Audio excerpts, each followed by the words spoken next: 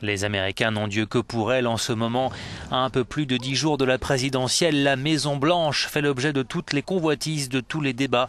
Le locataire actuel Barack Obama va-t-il prolonger son bail de 4 ans ou laisser sa place à un nouvel occupant, le républicain Mitt Romney? Devant les grilles du palais, chacun a son favori. Je vais voter pour Obama. Tous les deux, on supporte le tandem Romney-Ryan. Actuellement, je suis indécis. Les deux candidats sont au coude à coude dans les sondages. Pour cet analyste politique, le résultat de l'Ohio en particulier sera déterminant. Si Barack Obama remporte l'Ohio, les sondages le donnent d'ailleurs légèrement en tête dans cet État depuis 2 mois, eh bien il est probable qu'il remporte la présidentielle.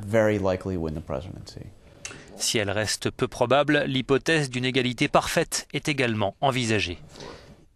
S'il y a égalité entre les deux candidats, si Romney et Obama ont chacun 269 grands électeurs, eh bien le Congrès devra désigner un vainqueur, explique-t-il.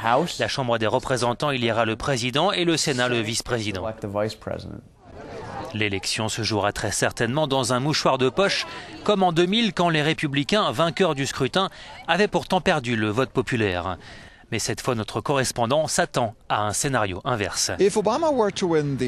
Obama pourrait en effet remporter la majorité des grands électeurs et perdre dans le même temps le vote populaire, dit-il.